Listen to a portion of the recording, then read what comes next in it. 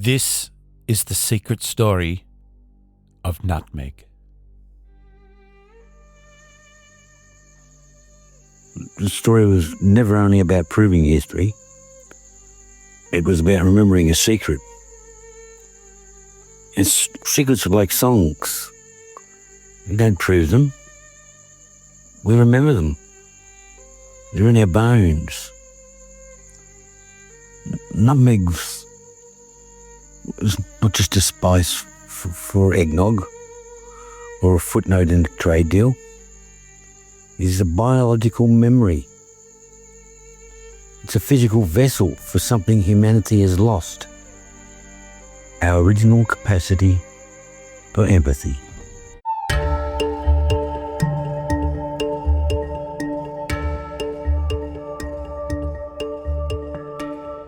For centuries, the seed of the Mystrica fragrance tree, nutmeg, also known as muscat, has been sought after by people all over the world for its perceived medicinal and magical powers. It has been called the spice of life, or the spice of kings. Thought to have cured the plague, have aphrodisiac qualities, and even cure flatulence, nutmeg was considered a symbol of wealth and status over thousands of years, instigating the birth of capitalism, globalism, and violent genocide and war. But why was this spice really so valuable? The answer may surprise you. Nutmeg's qualities and its story could be just what we need to cure our modern-day ailments.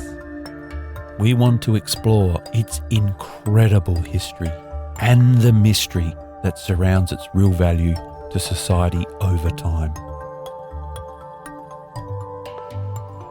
Welcome to the secret story of nutmeg, the mysteries and histories of a seed that shaped the world.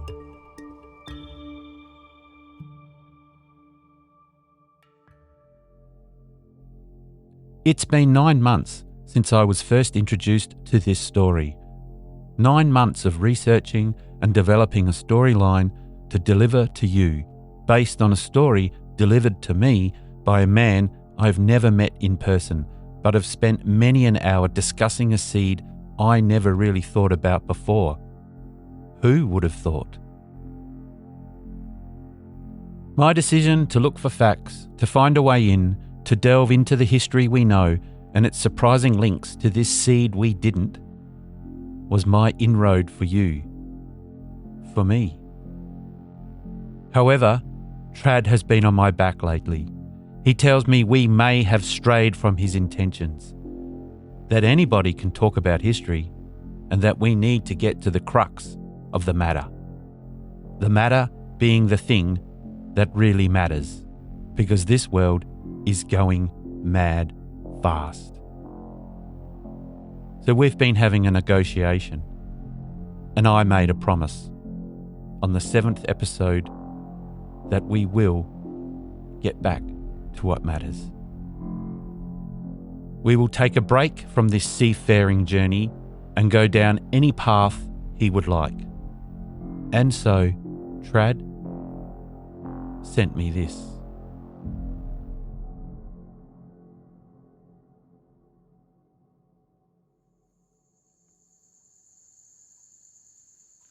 Hi Andy, how you going mate? It's Trad. I've just been listening to your podcast and I can see that the history of nutmeg has gone deep into your soul. But if I could, I'd like to tell your listeners nutmeg's other side.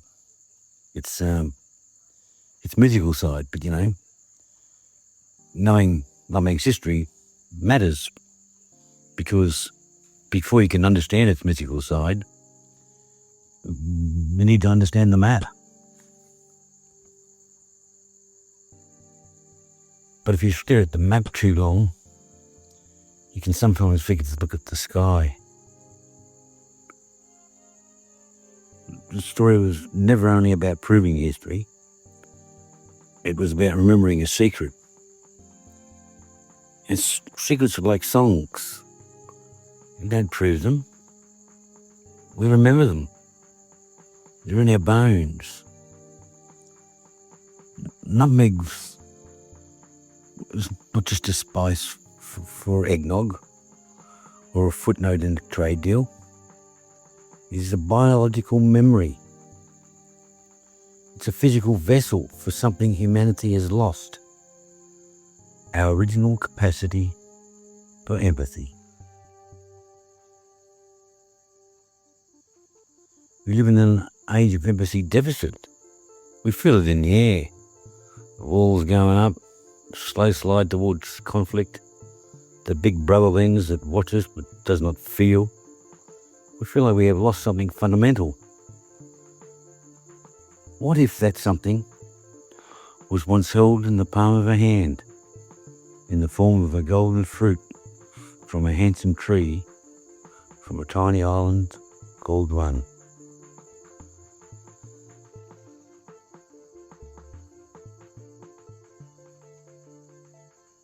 Let's go back to the beginning. Almost every culture tells of a garden and a tree. We're told of an apple that brought knowledge. But look at the nutmeg fruit when it is ripe. It is golden. It is shaped like a heart.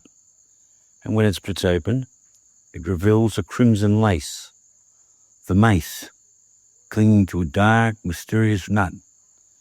It looks like a brain wrapped in a nervous system.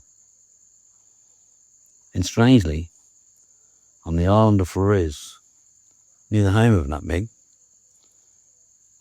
lived a species of human known as the Hobbit, Homo Floresiensis. It was a tiny human with a brain that defied evolution. It had a small skull, but a prefrontal cortex. And this is the seed of empathy, language, and cooperation that was strangely, beautifully enlarged. And not far, on the island of Java, the world finds the first Homo Erectus. And on that same island, a stone temple built in the 7th century in a place called Borobudur.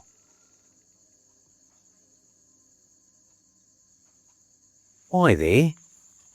Why, in the only place on earth where the true nutmeg tree grew wild, were these two species? This is the secret. The nutmeg was the catalyst. It wasn't a drug to the Hobbit. It was a bridge. It was the tree of knowledge that allowed a small species to survive by learning how to care for one another with the depth we can barely imagine today. It was the biological foundation of empathy. But every gift carries a shadow. In the myth of Atlantis, we see a society that found this bridge and decided to burn it. They stopped nibbling the nut for connection and started devouring it for power.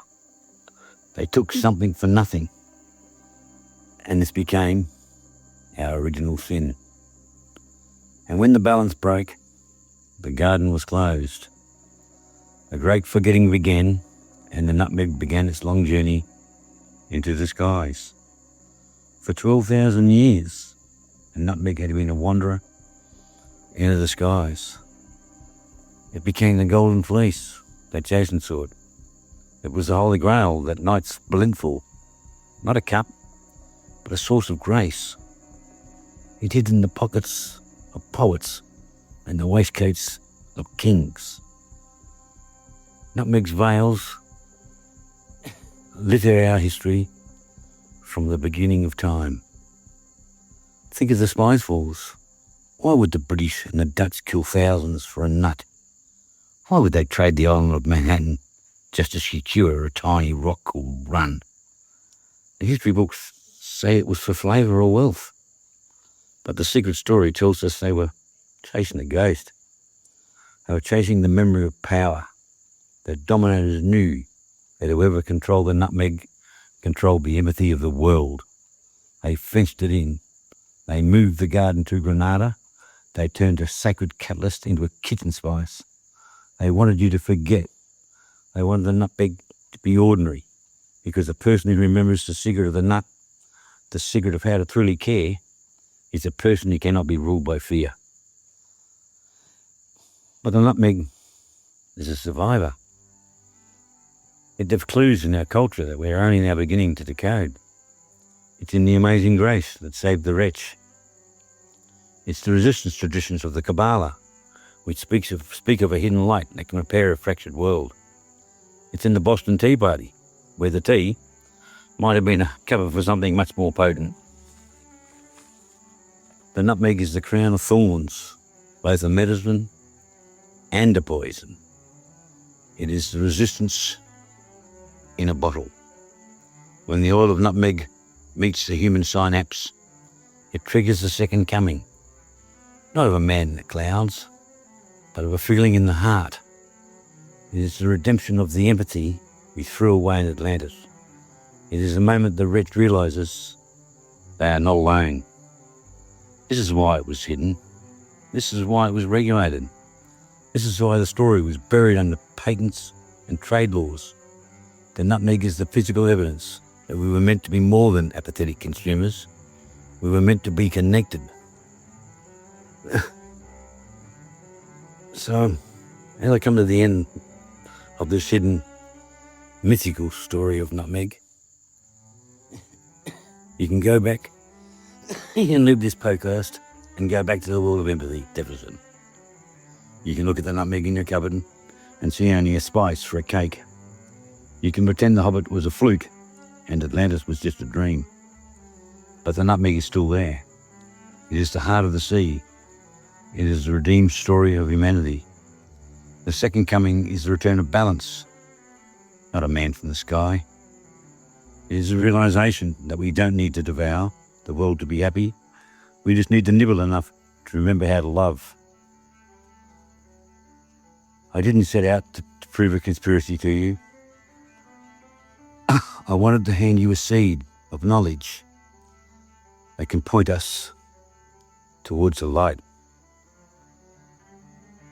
The wretch was lost in the archives, but the story is redeemed in the remembering.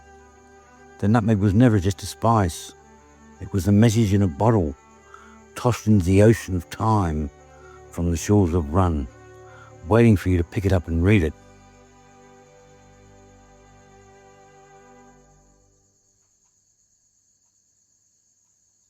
Nature has a way, though.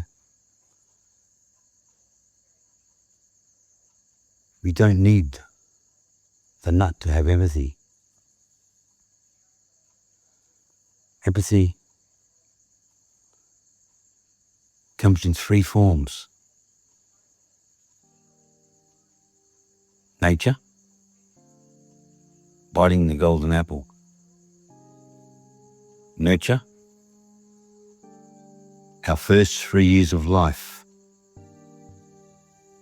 If it is peaceful, happy, loving, non-violent, and not dysfunctional, then chances are you will have a great deal of empathy.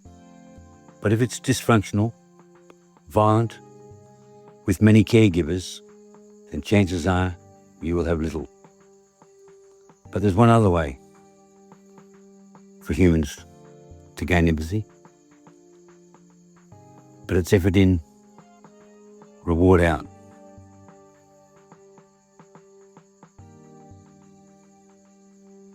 The human brain has the power, with the use of the four natural virtues: prudence, which goes on to become our wisdom; fortitude, which is the courage to get us through the adversity of life; temperance, to take things in moderation, to find balance in everything we do; and lastly, justice, but not the courts or the police. This is justice towards our fellow human being.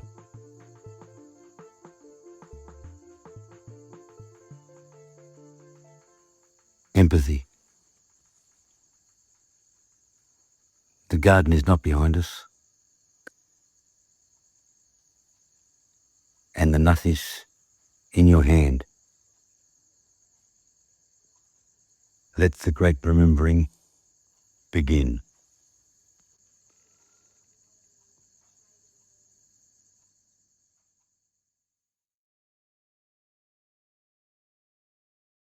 So I thought a month or two ago that this podcast might be over. This podcast isn't over. Why?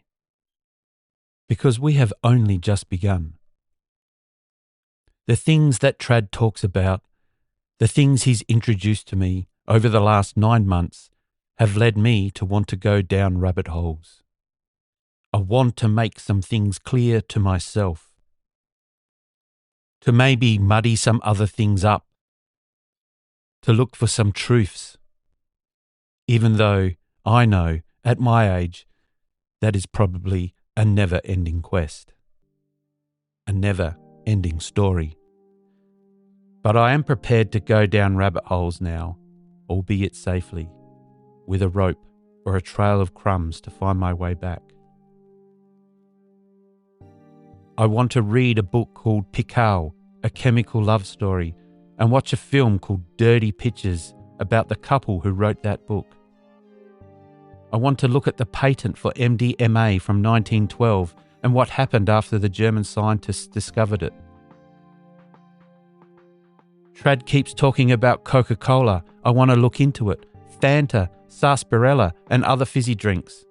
Why is he steering me in that direction? What's going on there? I have stumbled upon an amazing story of a national government's production of ecstasy for nefarious use, and links back to ancient rituals and other drinks that have altered consciousness and changed the way we think and act.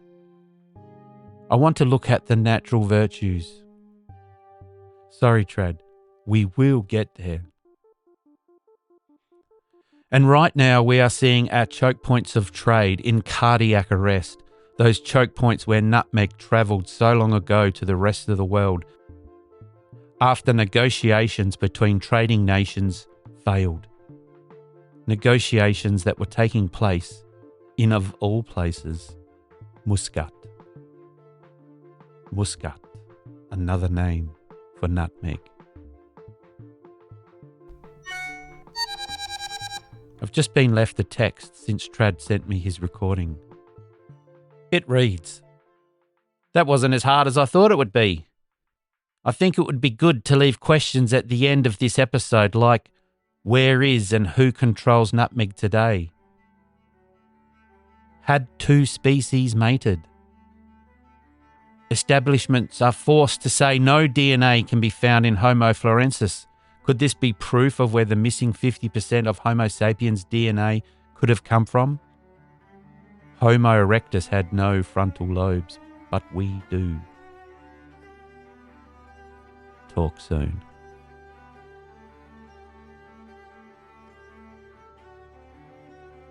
Are you still with us? See you in episode 8.